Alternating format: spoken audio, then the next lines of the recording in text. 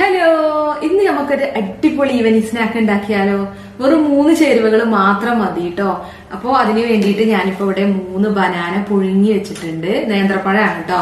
അപ്പൊ ഇത് വെച്ചിട്ടാണ് നമ്മൾ അടിപൊളി സ്നാക്ക് ഉണ്ടാക്കുന്നത്. അപ്പൊ ഞാൻ കൂടുതലൊന്നും പറയുന്നില്ല, നമുക്ക് വീഡിയോയിലോട്ട് പോയാലോ? 3 ബനാന ആവിയിൽ വേവിച്ചതിന് ശേഷം ഉടച്ചെടുത്തതാണിത്. ഇനി ഇതിലേക്ക് 4 ബ്രെഡാണ് പൊടിച്ചിട്ട് ചേർക്കുന്നത്. ബ്രെഡിന്റെ അരികുവശം കട്ട് ചെയ്ത് മാറ്റിയിട്ടൊന്നുമില്ല.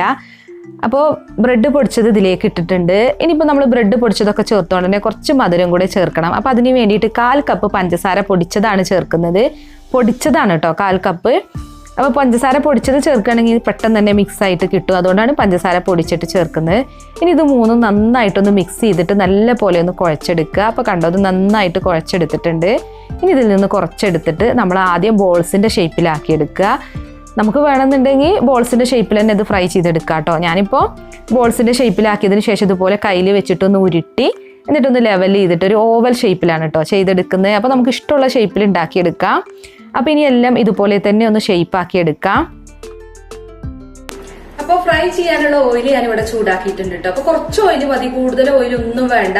പിന്നെ നമ്മളിത് ബനാനയൊക്കെ പുഴുങ്ങിയെടുത്തതല്ലേ, പിന്നെ ബ്രെഡാണ് ചേർത്തിട്ടുള്ളത്. അതുകൊണ്ട് ജസ്റ്റ് ഒന്ന് ഫ്രൈ ചെയ്തെടുത്താൽ മതി, ഷാലോ ഫ്രൈ ചെയ്തെടുത്താൽ മതി. അപ്പൊ എണ്ണ ചൂടായിട്ടുണ്ട്, ഇനി ഇത് എണ്ണയിലേക്ക് ഇട്ട് കൊടുക്കാം. അപ്പൊ എണ്ണയൊക്കെ ഇപ്പോൾ ഇവിടെ നല്ല പോലെ ചൂടായിട്ടുണ്ട്.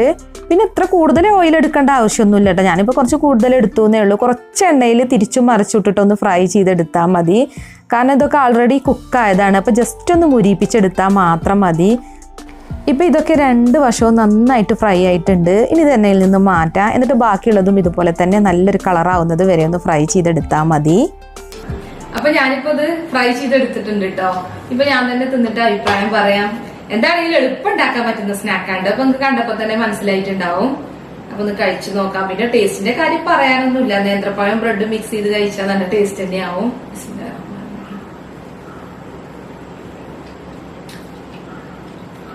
ടേസ്റ്റ് ഇല്ല,